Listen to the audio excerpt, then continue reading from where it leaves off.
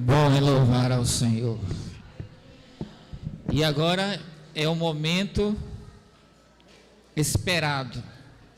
É o momento de ouvirmos a palavra do Senhor. Assim será a palavra do Senhor. Vai ser pregada e é com muita alegria que nós convidamos aqui o pastor José Rafael, nosso amigo, que está aqui com a sua esposa. Faça assim, por favor. Missionária Vitória e o seu filho Caleb. É o mesmo rosto do pai, ó. Olha, mesma coisa. Caleb. A igreja vai dar uma saudação especial. Fique de pé, por favor, missionária Vitória e Caleb, por favor. Essa saudação é para o Senhor voltar de novo. Não me deixe envergonhado, viu? Bem forte. Vamos lá?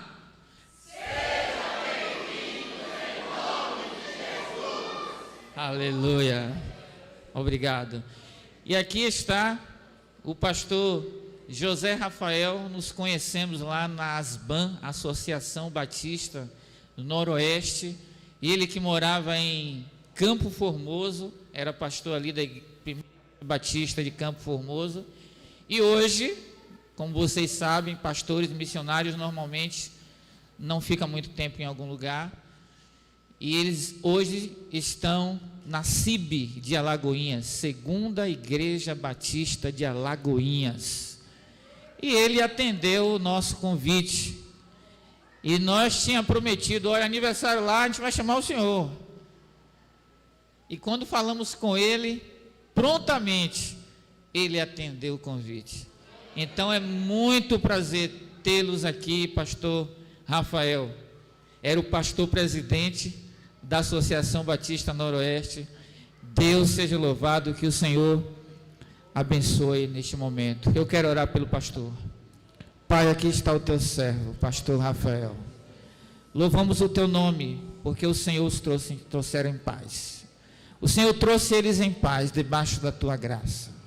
E nesta hora, meu Senhor, que o Espírito Santo de Deus seja com ele mais uma vez, e que haja a manifestação dobrada do teu Espírito sobre a vida do teu servo. Usa-o poderosamente, e que as nossas mentes estejam cativas à pregação da tua palavra. Nós oramos em nome de Jesus. Amém.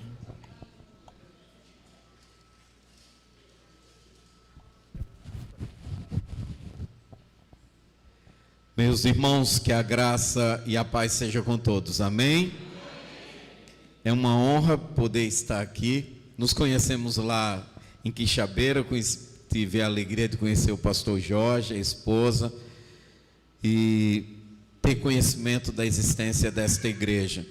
E nos alegramos e felizes ficamos quando soubemos que, além da nossa ligação denominacional, também temos a ligação pelo Betel brasileiro.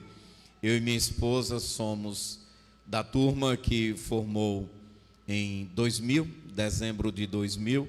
Nos formamos lá no Betel mesmo, em João Pessoa, na sede.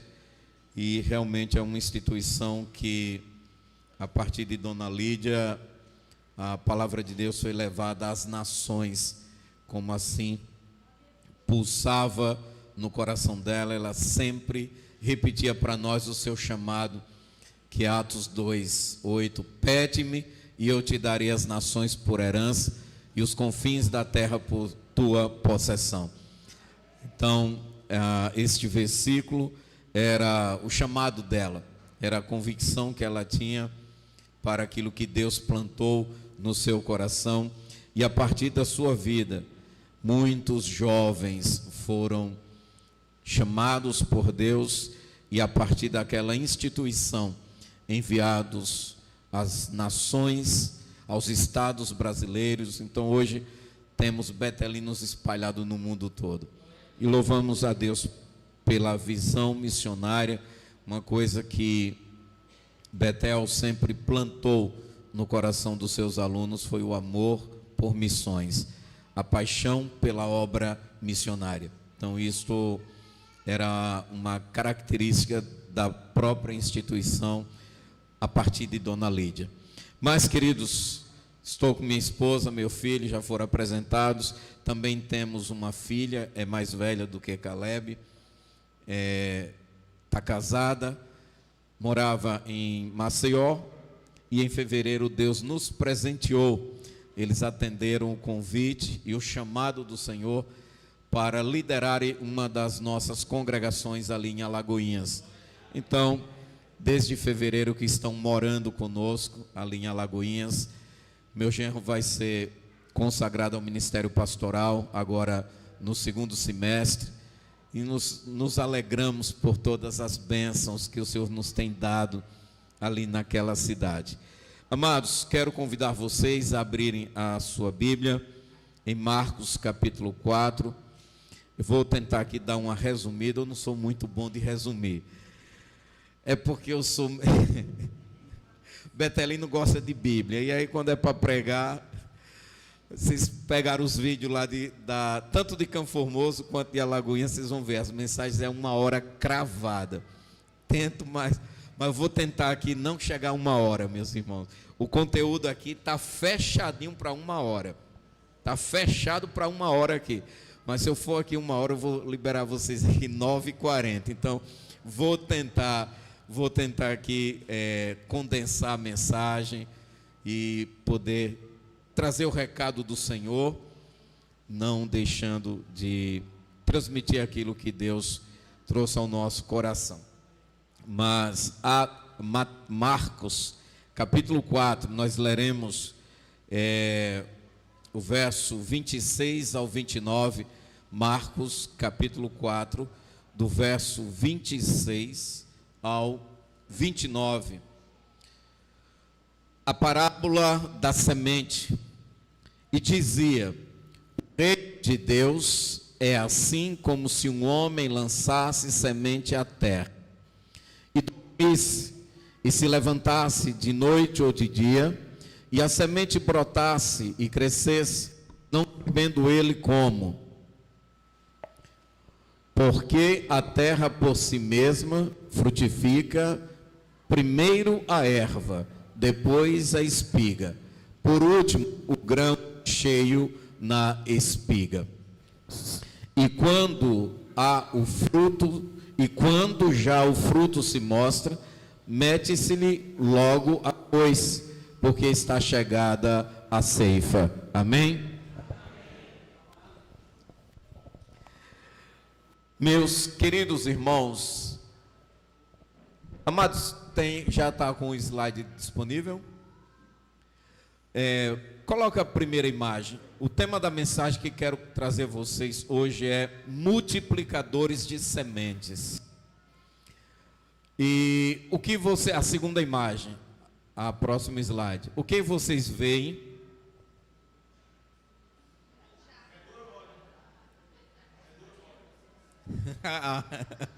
Depende do seu gosto, amado. Pode meter a mão aí. Vocês observam um pé de jaca com vários frutos, e quem conhece muito bem uma jaca sabe que dentro desse fruto há vários bagos, que em cada bago tem um caroço. E assim, amados, reflitamos uma coisa: só que essa árvore toda, que está tão carregada de frutos, nasceu de uma única semente. Portanto, amados, as sementes, elas têm a função de perpetuação e multiplicação das espécies. As árvores frutíferas, é melhor com fio, veja aí por favor. As árvores frutíferas, elas produzem o fruto, mas o seu propósito final não é a produção do fruto, e sim a produção de sementes.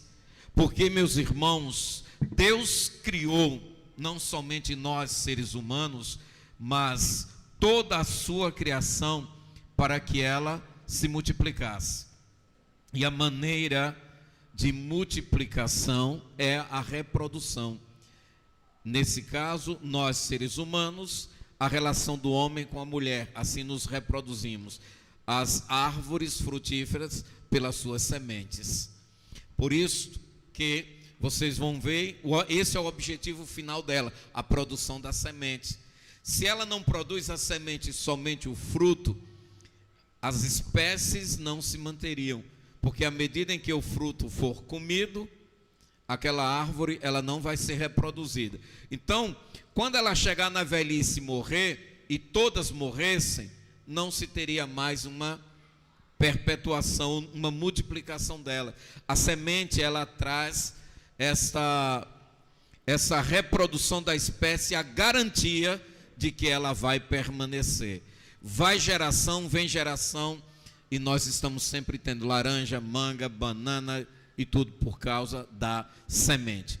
E esse é o elemento principal para o estabelecimento, a expansão, a diversificação e o desenvolvimento da agricultura. É assim que a agricultura se desenvolve, é justamente pelas sementes das plantas. E quem conhece o campo, quem já morou no campo, quem lida com o campo hoje, sabe muito bem disto. Jesus, ele nos traz essa parábola, nos mostrando justamente esse capítulo 4 de Marcos.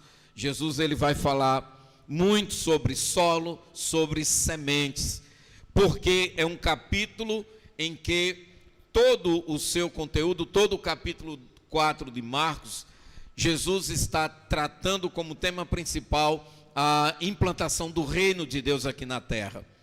O reino de Deus que seria inaugurado aqui na terra. Então, Marcos 4, Jesus vai nos apresentar o reino, e este reino, ele vai apresentar usando algumas metáforas, parábolas, para que assim compreendamos o que ele quer nos ensinar.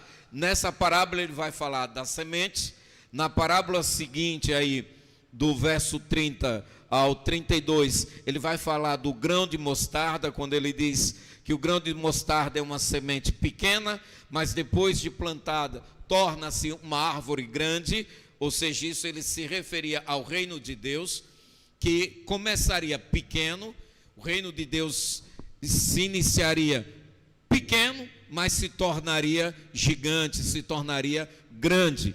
E então, meus irmãos, percebemos que estas parábolas, elas estão vindo para nos trazer a compreensão deste reino, do estabelecimento deste reino. E enquanto que o reino nasce e se desenvolve, Jesus já apontando a proporção que ele tomaria, nesta parábola que lemos, ele vai nos falar como se dará todo este processo do desenvolvimento do reino de Deus. E para isso, então, ele usa a semente como um exemplo. Portanto, quero trazer algumas reflexões para nós nesta noite, para refletirmos. Eu vou tentar aqui andar por dois lados, apontar tanto o lado, na aplicação do texto, o lado do reino de Deus, quanto também na vida prática, na nossa vida prática, em relação ao uso das sementes. Então, vou tentar aqui unir as duas coisas para que possamos, então, ter uma aplicação em duplo sentido. Na jornada da nossa vida, se quisermos multiplicar sementes, se faz necessário. Primeiro ponto de reflexão.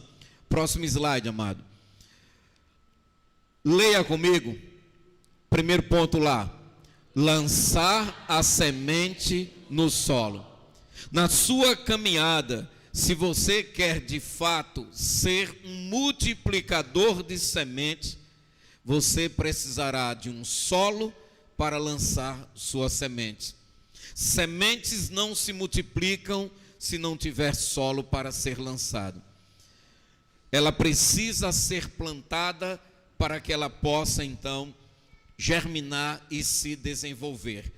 E assim, queridos, as sementes fora da terra não se desenvolvem, sementes que ficam guardadas. Eu venho da roça, nasci em roça, fui criado em roça e saí da roça já jovem.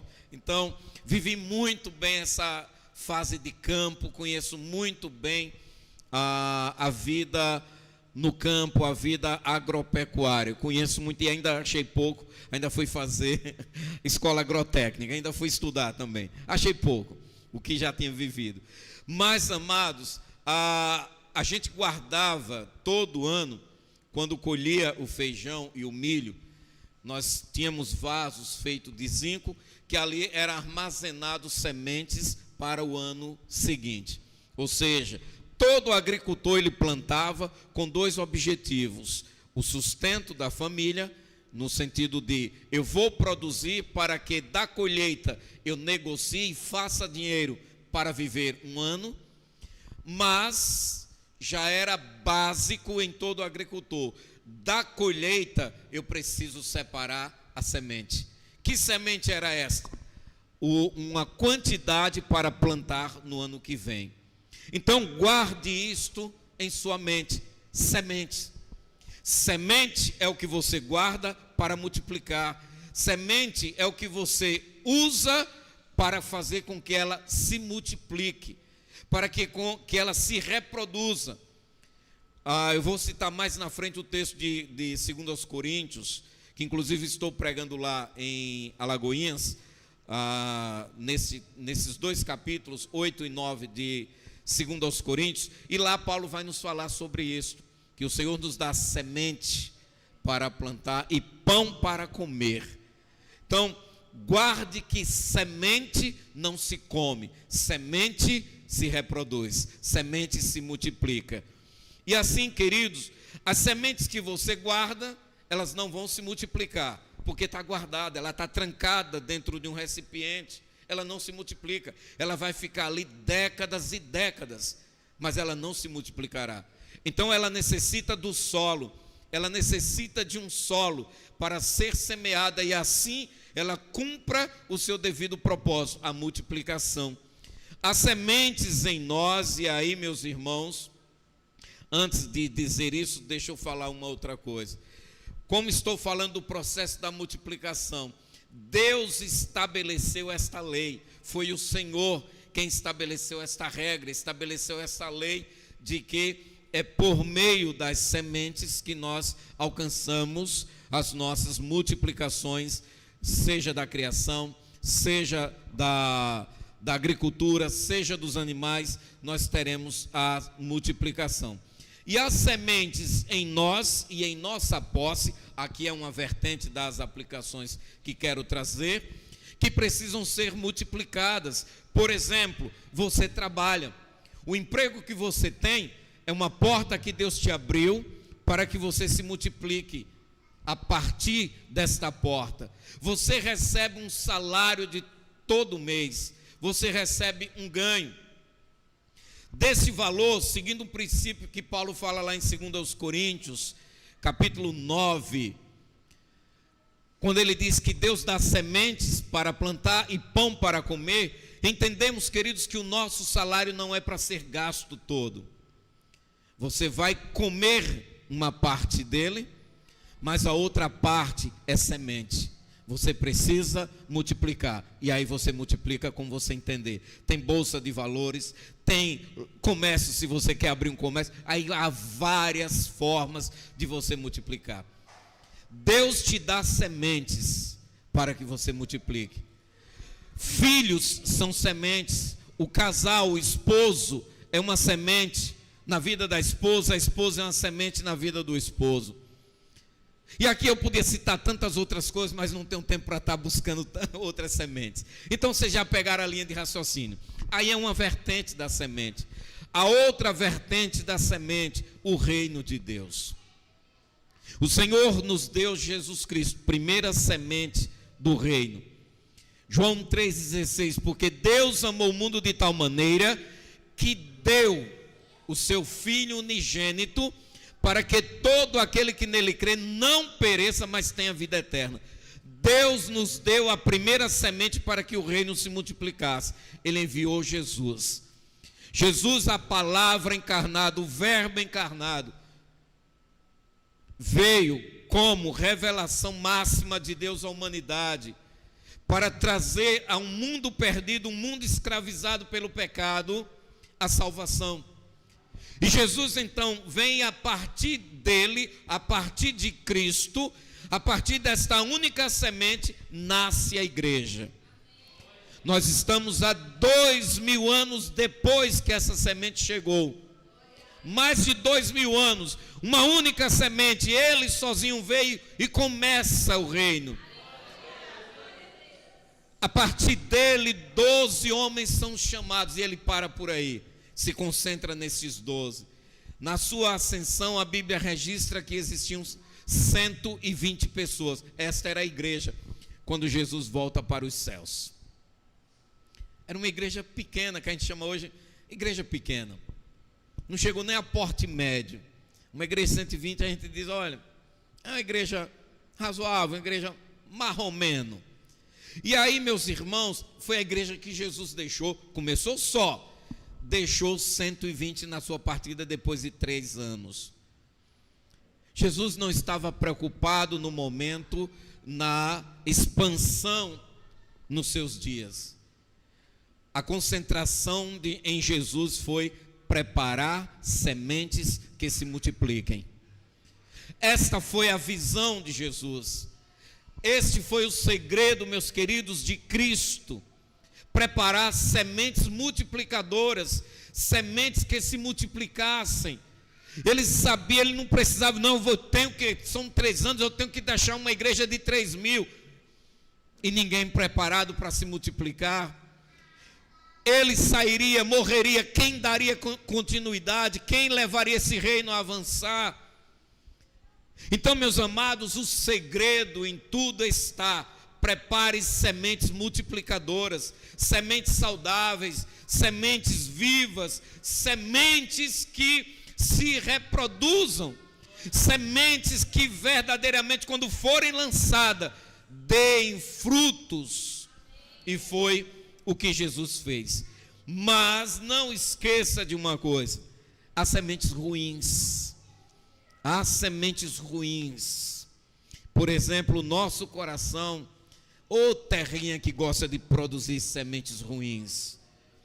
Nos achamos muitas vezes dando lugar, dando margem para que essas sementes ruins sejam geradas. Por exemplo, a mágoa, o rancor, o ressentimento, o ódio, a inveja. Permitimos ou inclinamos o nosso coração para que produza essas sementes ruins, e além de produzir, a gente ainda sai caçando solo para lançá-la, sai procurando pessoas para jogar, para destilar o veneno, lançar essa semente ruim que foi produzida em você. Porque não adianta, não basta você ser contaminado, não basta você ser uma terra ruim. Eu tenho que pegar essa semente podre que eu produzi e lançar em outro. Então tenha cuidado para que você não se ache produzindo ou sendo um solo ruim. A Bíblia vai nos mostrar, queridos, que há sementes boas e solos bons. E como disse aqui nesse capítulo, como Jesus usou muitas linguagens, muitas formas figuradas de falar com seus discípulos, ele cita aqui uma outra parábola, que é a parábola do bom semeador, a parábola da semeadura. E ali Jesus cita 4 tipos de solos: 3 que não produziram. As sementes eram boas, a semente não era ruim, a semente era a mesma, era uma semente boa. O problema, amados, é que ela foi lançada em 4 lugares, e dos 4 solos que ela foi lançada, 3 eram ruins, e por serem ruins, aquela semente que era boa, ela não produziu o que deveria produzir. Mas houve uma semente que foi lançada em um solo bom, um solo fértil. E a Bíblia então registra lá em Lucas capítulo 8, verso 8, que aqui caiu em boa terra, cresceu e produziu a 100 por 1. Dizendo isso, clamou: Quem tem ouvidos, ouça. Nesse mesmo capítulo aqui de Marcos, Jesus também vai fazer referência a essa palavra, aqui em Marcos 4, 23. Ele diz: se alguém tem ouvidos para ouvir, ouça. Jesus estava falando do reino. Jesus estava nos alertando para a inauguração do reino. E este reino que seria estabelecido, ele então vai dizer como ele seria estabelecido. E aqui ele está nos falando que seria pelo lançamento de uma semente em um solo. Que semente é essa que Jesus está falando? A palavra de Deus. João capítulo 1, verso 1, o que é que o apóstolo João vai nos dizer ali? E o verbo se fez carne e habitou entre nós. Quem é essa palavra, esta semente que está sendo lançada nos corações? Jesus. Jesus é a semente do reino que está sendo semeada nos corações. Nós somos os semeadores que levam esta palavra, que leva essa semente para lançar nos corações. Mas os solos que recebem, Jesus então diz: quem tem ouvido para ouvir, ouça. Meu querido, você que nesta noite está nos ouvindo, se você é solo, que tem recebido a semente da palavra que é Cristo Jesus, se atente para o que o próprio Cristo diz: quem tem ouvidos para ouvir, ouça. E lá em Apocalipse ele ainda completa dizendo o que o Espírito diz à igreja. Ouça, porque você hoje está tendo a oportunidade de ouvir a palavra. Você hoje está tendo a oportunidade de ser ministrado pela palavra de Deus e ter o privilégio de ser uma terra, um solo, aonde a palavra de Deus está sendo semeada, e seja este solo fértil, aonde essa palavra ela será multiplicada, aonde essa semente ela vai entrar e ela vai produzir frutos para a glória e o louvor de Deus, que é a sua salvação, que é a sua conversão. Então, você que tem ouvidos, ouça o que Deus está falando ao teu coração nesta noite. Quero trazer uma segunda coisa, segundo o próximo slide, meu irmão. Na jornada da nossa vida, se quisermos multiplicar sementes, se faz necessário, leiam.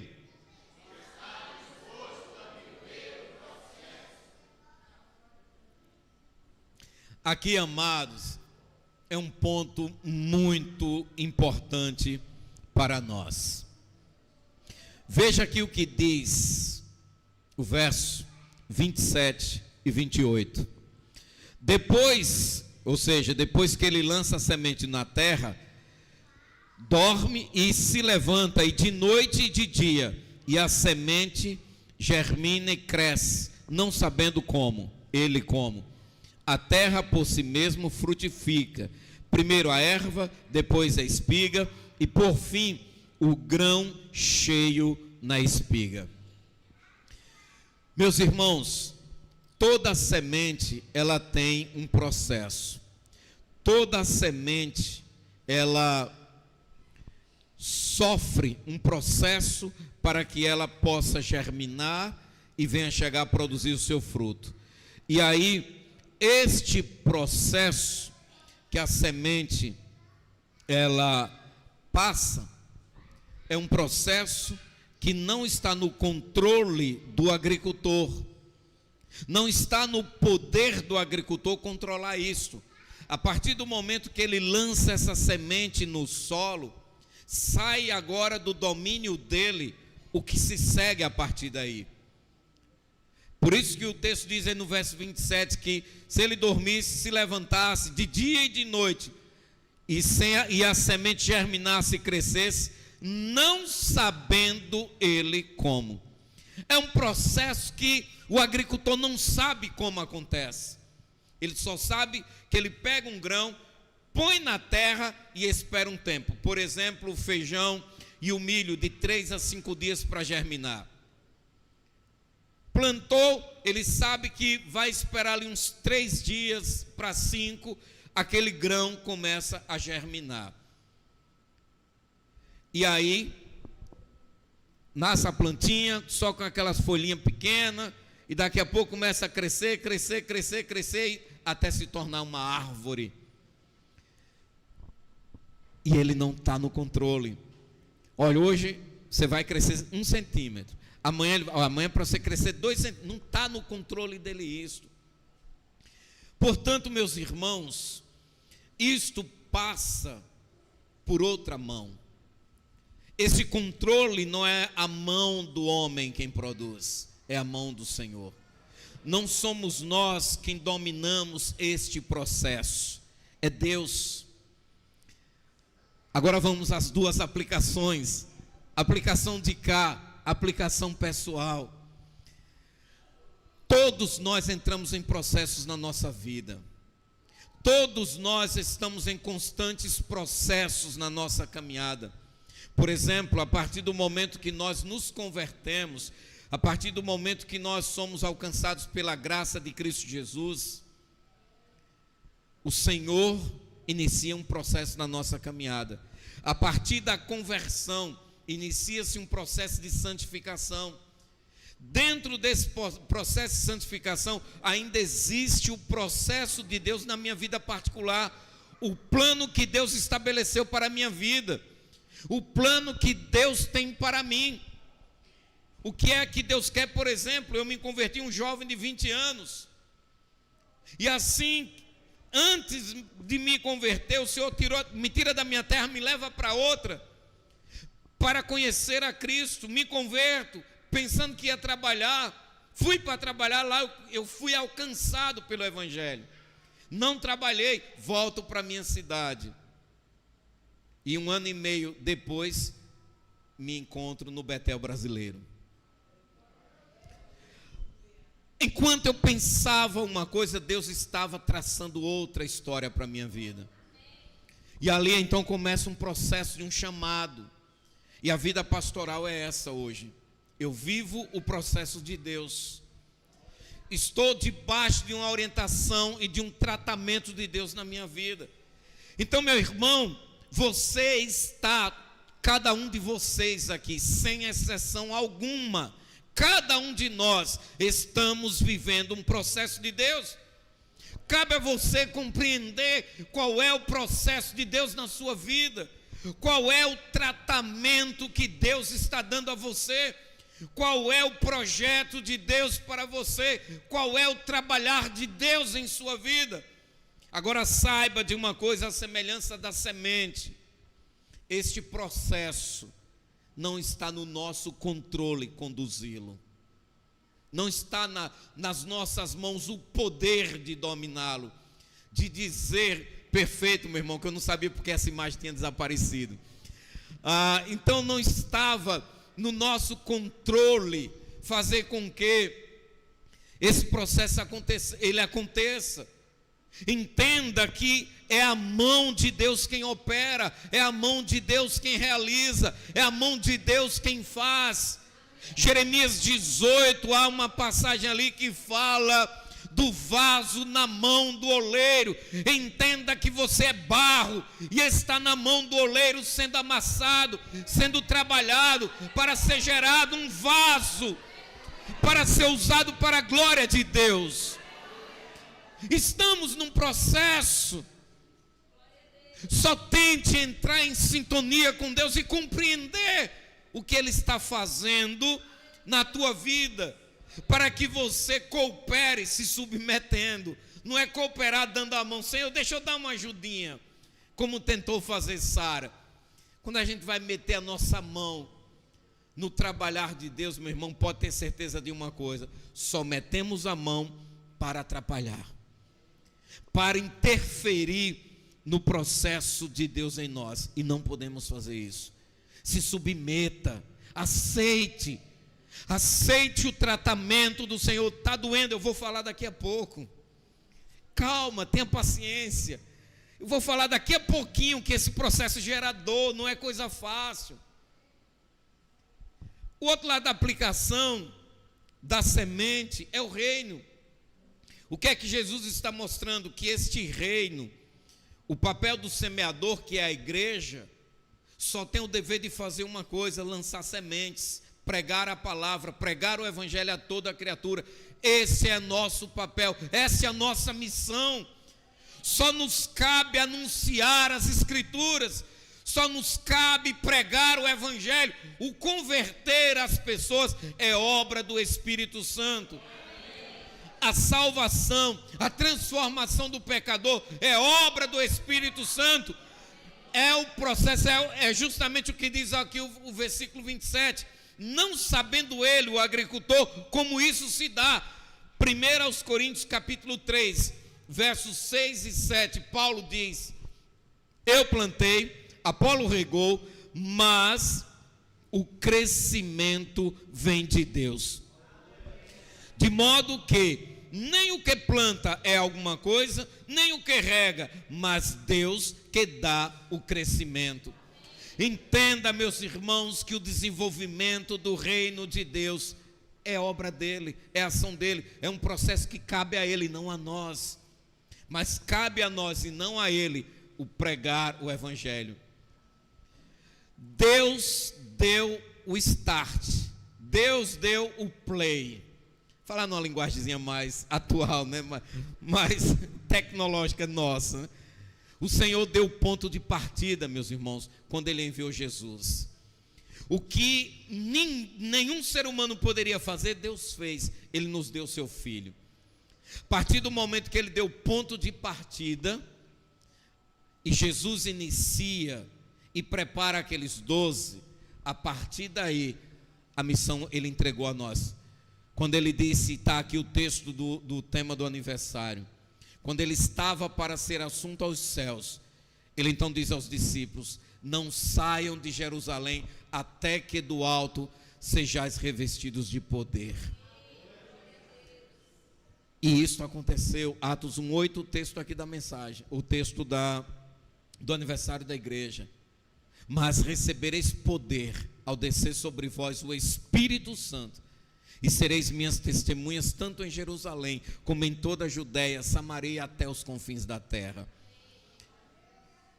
Deus deu o ponto de partida, capacitou os primeiros, preparou as primeiras sementes, revestiu ela da capacidade que necessitava para prosseguir a obra. E agora entregou a missão. A missão está com vocês. Então até hoje e até que Ele venha, esta é a nossa missão: pregar insta tempo e fora de tempo. Por isso, meu irmão, você como crente, você é uma semente multiplicadora. Você como um cristão, você como um salvo, você como alguém resgatado por Cristo ali na cruz, você é uma semente multiplicadora de discípulos. Você precisa se reproduzir, se multiplicar no reino de Deus. Eu sou sincero e perdoe-me aqui, pastor Jorge, mas a função do pregador é essa: entregar recado, entregar a palavra. Mas para mim é inadmissível um crente que não ganha vidas para Cristo. Para mim é uma semente infértil. É uma semente que não se reproduz. Você já imaginou, se você, meu irmão, ao longo da sua caminhada cristã, você nunca conduziu ninguém para Cristo, você nunca levou uma pessoa a conhecer Jesus e ser salvo, você já imaginou, se antes de você se converter, se todos os crentes antes da sua conversão fossem assim, sementes infrutíferas, sabe o que teria acontecido? Você não seria salvo, porque os crentes infrutíferos não chegariam a você para levar esta semente, e consequentemente você não teria sido alcançado. Você hoje conhece a Cristo, você hoje conhece a palavra de Deus, porque em algum momento o Senhor usou uma semente frutífera. Em algum momento Deus usou uma semente multiplicadora, uma semente que se reproduz. Por isto você chegou aonde chegou hoje, a ser cristão. Esta igreja existe, meus irmãos, porque Deus usou uma semente multiplicadora, uma igreja, um pastor, um missionário, um irmão que olhou para essa cidade, olhou para este bairro, olhou para este lugar, e Deus inclina para que a semente da palavra de Deus fosse semeada neste solo, fosse semeada em corações aqui. E a partir deste ato de plantação, desse ato de semeadura, nasce esta igreja, nasce este rebanho. E louvo a Deus, pastor Jorge, que nesses 60 anos, como eu ia pregar sobre isso, eu tinha que ir atrás, eu tinha que dar uma pesquisada, e fui atrás. A igreja já se multiplicou, a igreja já produziu sementes, louvado seja Deus, que sim. Também perguntei, desta igreja já saíram pastores? Sim, louvado seja Deus.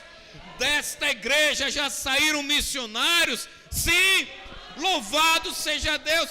É uma igreja que está como semente se multiplicando. Essa é a visão que precisa ser ampliada. Essa é a visão que precisa ser avançada. Irmãos, não vou cortar a mensagem não, me perdoe. Essa é a mensagem, amados, é a visão que a igreja precisa alcançar. Essa é a visão que a igreja precisa nutrir, precisa reproduzir, precisa levar gerações. Precisamos, meus irmãos, plantar igrejas, precisamos levar vidas a Cristo. Estou iniciando um projeto lá em Alagoinhas, Eu Mais Um. É um projeto que desafia o discipulado, levando a igreja a sair do banco, a sair do comodismo, a sair dessa vida infrutífera, e desafiar cada irmão a ser um reprodutor, a ser um multiplicador da palavra de Deus, um multiplicador de sementes, porque quero ver a igreja cheia de sementes vivas e reprodutivas para a glória de Deus. Mas como disse, meus irmãos, o agricultor, ele lança a semente e vê ela nascer, como está ali a imagem. Lá primeiro pequenininho, só 2 folhinhas, nasce, depois cresce, cresce mais um pouquinho, cresce mais um pouquinho e se torna uma árvore. O processo.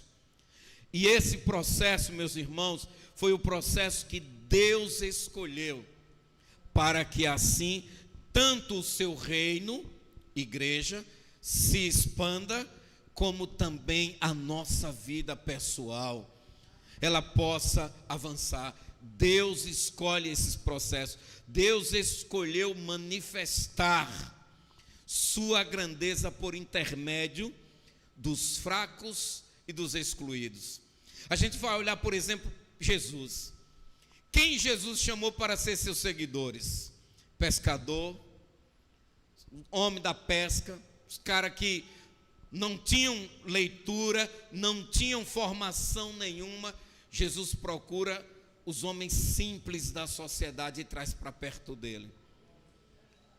Deus tem cuidado, meus queridos, para que a glória seja sempre dele e não nossa. Por isso que ele usa as coisas que não são, 1 Coríntios 1. Ele usa as coisas que não são para confundir as que são. Chama as coisas loucas desse mundo para confundir as sábias. O trabalhar de Deus no processo, na vida de alguém, na vida de uma igreja, no seu reino, é coisa que confunde a muitos, mas é para que o seu nome seja glorificado. Por exemplo, o Antigo Testamento narra uma história. Quem vence Golias? Davi, um jovem, ainda saindo da adolescência, nunca tinha tido uma experiência de guerra. Saul, rei de Israel, forte, experiente no combate, o exército de Israel armado, mas estavam todos acuados pelo exército filisteu e temendo um homem porque tinha 3 metros de altura. estavam todos acuados. E aí Deus escolhe a coisa louca, o fraco, o improvável.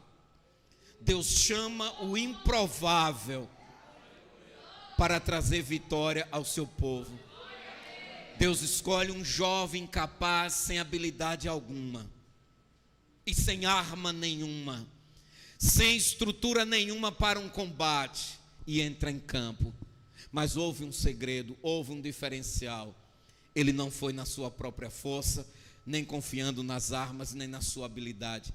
Ele diz: vou contra ti em nome do Senhor dos Exércitos.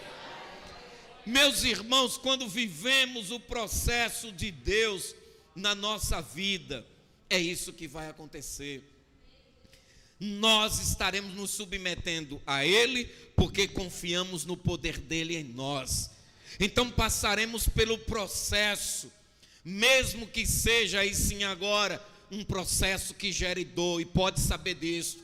O processo gera dor. João 12, 24, a Bíblia vai dizer ali, que a semente, quando ela é lançada no solo, para ela gerar, para ela nascer, ela precisa primeiro morrer.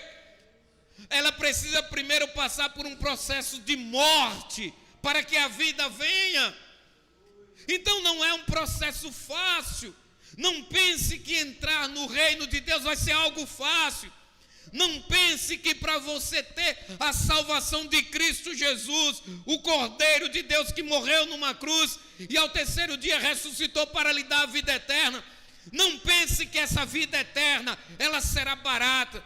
Não pense que essa vida eterna será um processo fácil, porque esse processo, para você tê-la, para você ter essa vida eterna, vai exigir de você morte. E não é a morte física, não é você dar um tiro na cabeça, não é isto. Mas é uma morte de renúncia do seu eu, é uma morte de renúncia das suas vontades, é uma morte de renúncia dos seus processos e projetos de vida, para viver a vontade de Deus, para seguir o processo de Deus para você. Você está pronto? Você está disposto? Você está decidido a anular-se a si mesmo? Jesus disse: aquele que quiser vir após mim, negue-se a si mesmo, tome a sua cruz e siga-me. Você está pronto para isso? Você está disposto a negar-se a si mesmo? Antes de Jesus partir, ele nos diz lá em João 16, 33, estas coisas vos tenho dito, para que tenhais paz em mim. No mundo passais por aflições, mas tende bom ânimo, eu venci o mundo. Você está pronto, meu querido, a viver o processo de Deus? Olha a garantia que Jesus disse: olha, vocês vão sofrer. Ele não veio dizer: olha, vocês vão me seguir, vai ser flores, um caminho florido para vocês, tapete vermelho com pétalas de rosa jogado. Venha, servo meu, que o tapete vermelho está jogado e cheio de pétalas para lhe receber. Isso sim será na eternidade. Lá sim vai ser realmente desta forma. Vai ser o maior glamour, vai ser realmente um festejo. Nós seremos recebidos na glória com festejos, mas a jornada aqui na terra, ela será dolorosa, espinhosa, será um processo difícil de ser vivido, não será fácil. E Jesus disse, mas antes dele dizer que nós vamos ter aflições, ele diz: em mim tenha paz, fique tranquilo. Vocês vão sofrer no mundo, vocês vão ter dores no mundo, vocês vão passar por aflições e tribulações no mundo, mas tenham alegria. Por quê? Sangue de Cristo tem poder. Por que é que você tem que ter alegria? Por causa do silêncio? Não foi isso que Jesus disse. Porque nós temos que ter alegria nele, irmãos? Ele venceu. Ele diz: em mim tenhais paz, no mundo tereis aflições, mas tende bom ânimo, eu venci o mundo. Porque, meus irmãos, esse processo de dor, nós precisamos aceitá-lo, porque esse processo de dor, ele precisa ser vivido e passado por nós com tranquilidade, porque nós temos a garantia de que Jesus venceu por nós. Romanos 8, verso 37, Paulo vai dizer o seguinte: por meio daquele que nos amou primeiro, somos mais. Aleluia! É por isso, querido, que você tem que ter alegria. É por isso que você tem que ter bom ânimo. É por isso que você tem que estar feliz, mesmo no processo da dor, mesmo passando por um processo doloroso. Tenha felicidade, tenha alegria, porque em Jesus Cristo nós somos mais que vencedores. É nele que triunfamos, é nele que vem a nossa vitória. Por último, meus irmãos, próximo slide. Vamos juntos? Pode passar? Não, o terceiro ponto. Pode passar. Vai lá, aí está voltando.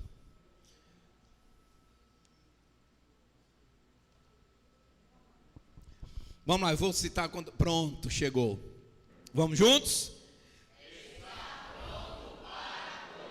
Amém. Na jornada da nossa vida, se quisermos multiplicar sementes, precisamos estar prontos para colher.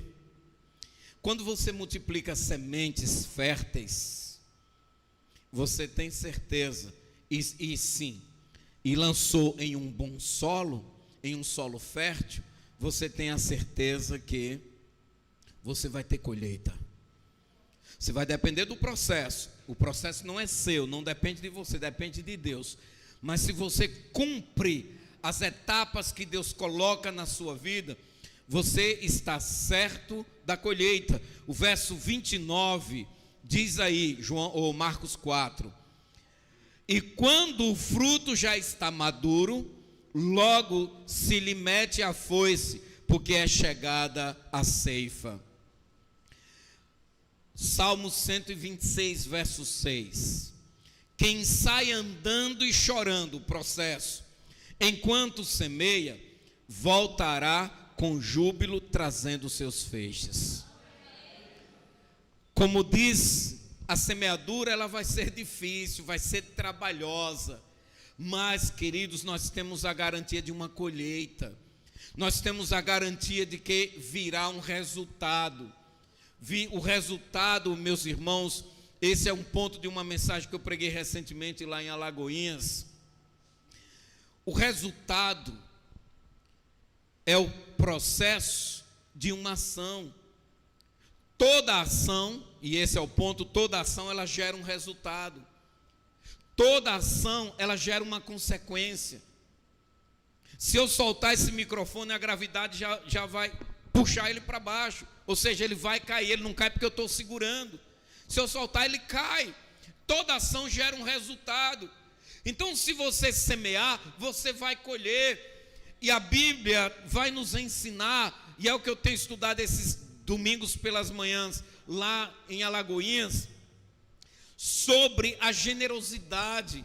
É uma lei que Deus estabeleceu, meus irmãos, que ela é magnífica. Se vocês lerem ali, 2 Coríntios 8 e 9, os dois capítulos que eu pregando, nos dois capítulos, o capítulo 9 principalmente, ele vai tratar sobre a generosidade, e ele vai nos falar sobre isto. Há uma lei que Deus estabeleceu. Você quer receber de volta, ou você quer receber algo? Qual a lei estabelecida pelo Senhor? Dê, faça primeiro. Mateus 7,12. Aquilo que você quer que os outros façam, faça você primeiro. É uma lei estabelecida por Deus. Se você quer a reciprocidade é uma lei estabelecida por Deus, é o resultado de quem faz. Se você faz, você vai receber o resultado da sua ação. Então, se você tem um coração generoso, não tenha dúvida alguma, meu irmão, e esse é o princípio bíblico, é uma lei estabelecida por Deus, não é pelo homem. Se você dá, Lucas 6,38, dá e dá-se-vos-á, boa medida, recalcada, sacudida, transbordante. Então o que é que o Senhor diz? Dê e vos darão, boa medida, recalcada, sacudida, transbordante. É uma lei estabelecida pelo Senhor. E aí Deus dá a semente, seu salário, para você se manter e multiplicar. Mas quantos de nós, cristãos, que estamos no reino, estamos na igreja, desfrutando de tudo que há na igreja, e não contribuímos para que essa estrutura seja mantida? Irmãos que estão na igreja há décadas, há anos, não dizimam, não ofertam. E aqui eu não vou pregar sobre isso não, que eu estou pregando lá. É lá que eu desço o rei, não é aqui não. Mas, meus irmãos, a gente precisa refletir. A pessoa não tem um coração generoso, mas quer receber, quer que Deus abençoe, espera de Deus a bênção. Não vem, meu irmão, porque o Senhor já estabeleceu o princípio, a regra, a lei. Dê e vai ser dado a você. Ponto. A regra é essa. Se você não dá, o que é que vai ser dado a você? Ao contrário, aqui em Marcos, ele vai dizer, eu vou achar o versículo daqui a pouquinho, mas ele vai dizer que até a esse que não dá, até o que tem será tirado. Está aqui no capítulo 4, mas aqui eu não anotei ele aqui, então para achar vai ser mais difícil porque eu estou pregando. Mas pode olhar, vocês vão achar esse versículo aqui no capítulo 4. Está logo aí pelos 20 e pouco. Pronto, 24, o versículo 25. Já citou aí meu auxiliar. Pois, pronto, é isso mesmo. Pois ao que tem a semente se lhe dará. E ao que não tem, até o que tem lhe será tirado.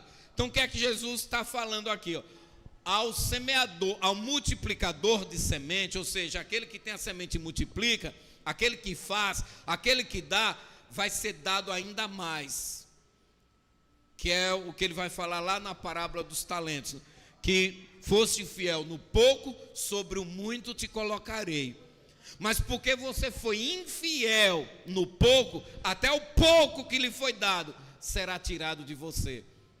Amados, fiquem ligados nas leis estabelecidas na palavra de Deus. Esteja atento. Não à toa muitos crentes doentes, muitos crentes que vivem aí no reio, vivem no cipó do Senhor, por conta de que não observa e não obedece à palavra.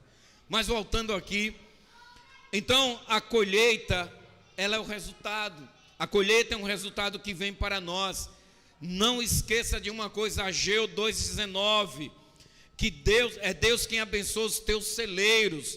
Deus é quem nos abençoa e nos faz crescer. Ageu 2,19 diz o seguinte: já não há semente no celeiro. Além disso, a videira, a figueira, a romeira, a oliveira não tem dado os seus frutos. Mas desde este dia vos abençoarei.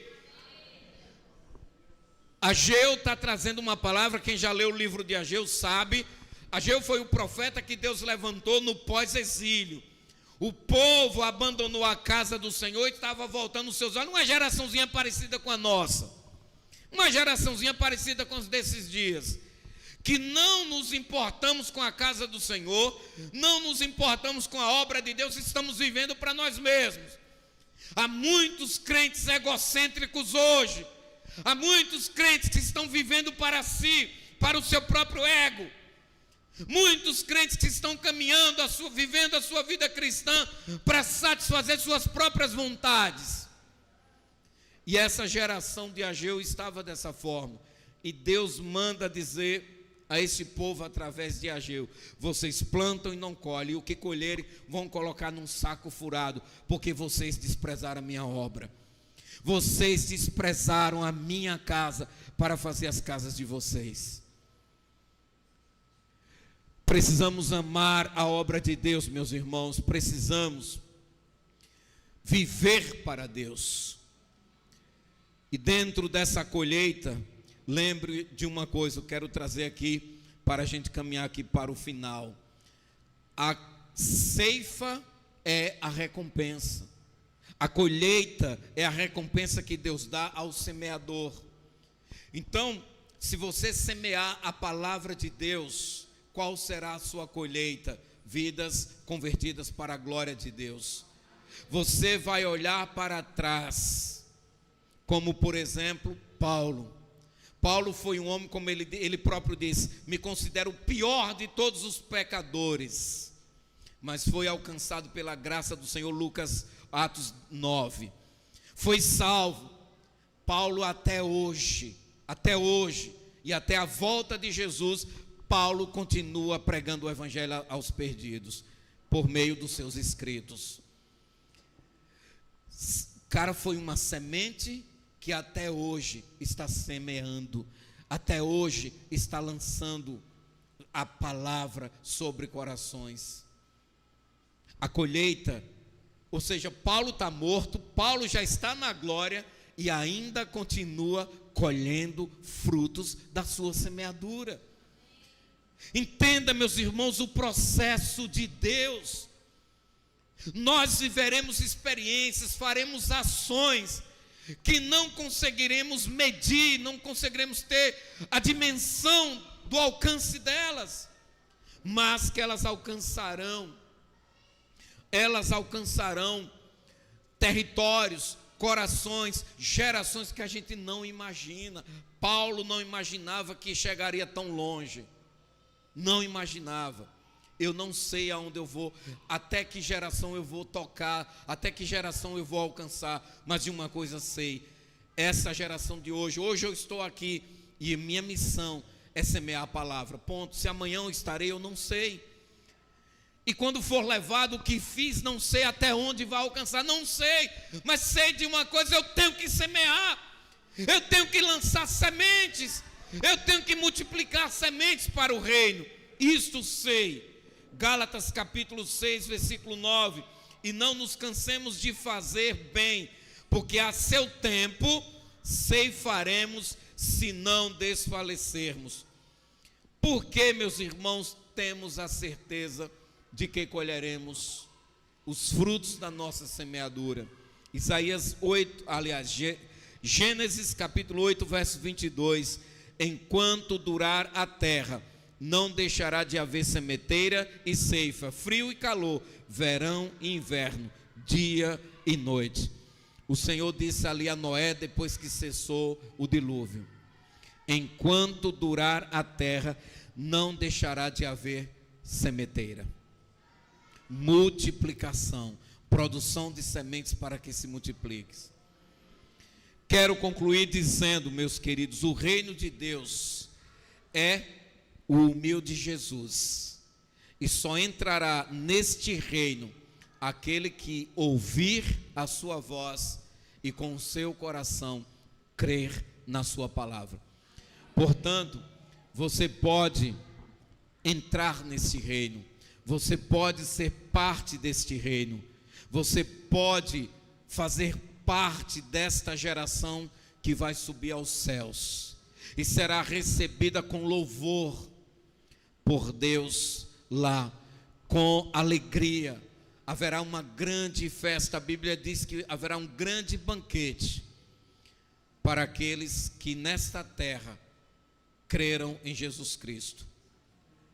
Então nós não sabemos quanto tempo ficaremos nessa terra, mas saberemos que quando partirmos dela, iremos para uma eternidade com Deus, e a eternidade não tem começo e nem fim. Estaremos eternamente com o nosso Criador. Se você ouviu essa palavra nesta noite e ainda não faz parte deste reino, ainda não confessou a Cristo como seu Senhor e o seu Salvador, se você ainda não teve essa experiência da conversão a Cristo, você pode ter hoje. Se você ainda não é um crente em Jesus, você pode sair nessa noite crente em Jesus Cristo. Se você ainda não tem certeza da sua salvação, você pode sair daqui hoje com convicção de que você está salvo. Você só precisa fazer uma coisa: crer em Jesus Cristo como seu Senhor e Salvador. Há alguém aqui nesta noite que queira confessar Cristo como Senhor e Salvador da sua vida? Se houver, levante a sua mão aonde você está, para que possamos orar por você. Há alguém aqui que não seja cristão e queira entregar sua vida a Jesus, queira confessar Cristo como seu Salvador e Senhor? Levante a sua mão. Há alguém? Se não temos, que a graça do Senhor se estenda sobre sua vida e em um momento oportuno você venha reconhecer que só em Jesus há salvação, só em Jesus a vida eterna. Que Deus assim lhe abençoe. Passo a palavra a quem de direito.